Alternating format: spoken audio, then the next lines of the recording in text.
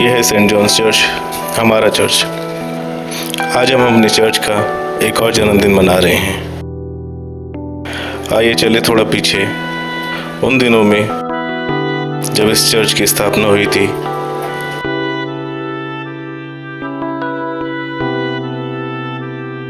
हम ऐसे ज़माने में आए, ऐसे समय में आए जब छोटी कलीसिया थी, थोड़े लोग थे, गांव के लोग थे, दूर से आते थे, पैदल आते थे। एवरी संडे लोग इबादत में आते थे, 15-20। दिल छोटा होता था लेकिन खुशी होती थी। क्यों? क्योंकि साइलेंस ही, खामोशी के साथ प्रभु से मुलाकात करते थे।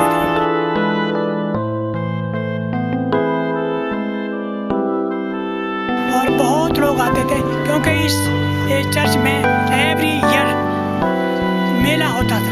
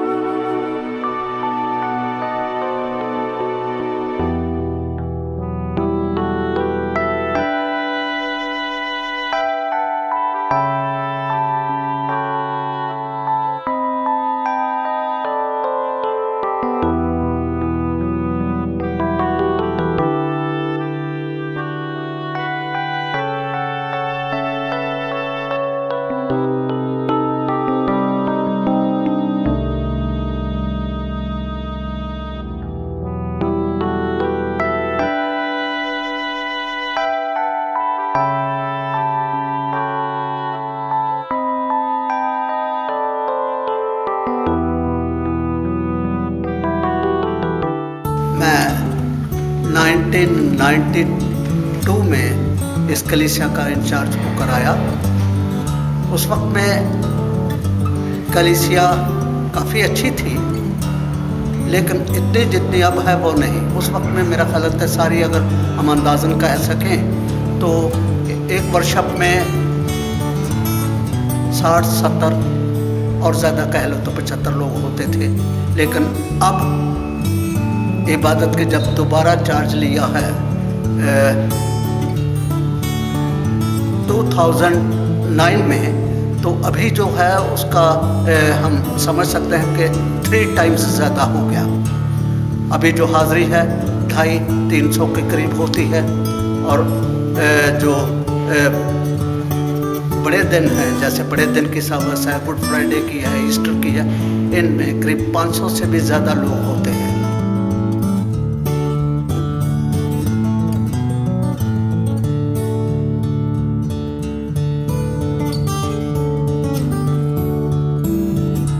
इस सेंट जॉन्स चर्च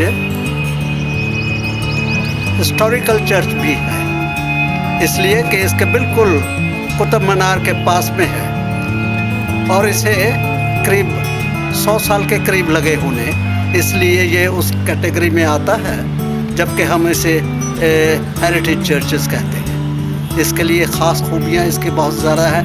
अगर बिल्डिंग के कंस्ट्रक्शन को देखेंगे तो हमें एकता का सबक मिलता है इससे, क्योंकि अगर बाहर की बिल्डिंग को देखेंगे तो ऐसा मसला लगता है जैसे मुगल्स का कोई जगह है बाहर के स्ट्रक्चर से, और अगर बिल्कुल टॉम का ख्याल करेंगे तो वो बिल्कुल एक मंदिर की तरह से लगता है। और जब सारा करके अंदर दरवाज़ा जो बड़ा है उससे एंटर करते हैं अंदर, तो चर्च की खूबसूरती नज़र आती है। सामने क्रॉस है, ऑल्टर है, बड़ा खूबसूरत है। बहुत लोग श्रद्धा के साथ में यहाँ पर आते हैं। कुछ लोगों का मानना ये भी है कि यहाँ से आकर जो दुआ और प्रार्थना की जाती है वो भी बड़ी कारगर होती है, वो फ़ायदेमंद होती है, वो बहुतों को आशीष मिलती है उससे। ये हमारा यहाँ का ख़ास तजुर्बा है जो उसके हर एक ने बताया, और हम उसमें खुदावंद को महिमा देते हैं, उसी के नाम की तारीफ़ करते हैं, और यही चाहते हैं कि खुदावंद इस घर से मोहब्बत का पैगाम हर एक को देता रहे, ताकि कोई किसी में जुदाइयाँ ना रहे। ख़ास तौर से मैं इस जमायत को बधाई देना चाहता हूँ और उनको ये कहना चाहता हूँ कि वो इसमें और तरक्की करें, आपसी तमाम तफरकों को छोड़कर खुदावंद मसीह में एक हो जाए, क्योंकि हमें बाइबल का संदेश भी यही मिलता है। आज का दिन हम बहुत ज़्यादा खुश हैं, क्योंकि कलीसिया एक और साल में एंटर होती है। आज उसका जन्मदिन मनाया जा रहा है। जन्मदिन हमें याद दिलाता है कि हमने गुज़रे सालों में क्या क्या तरक्कियाँ की हैं, कहाँ कमज़ोर रहे हैं, कहाँ पर क्या किया है। बहुत दफ़ा हम अपनी ताकत से बहुत कुछ करना चाहते हैं, जहाँ पर कमज़ोर रह जाते हैं। जहाँ तक मामला चर्च का है, यहाँ पर हमें मसीह यीशु को साथ लेकर देखना चाहिए कि हम कहाँ पर कमज़ोर रहे, उसी से शक्ति और ताकत मांगे।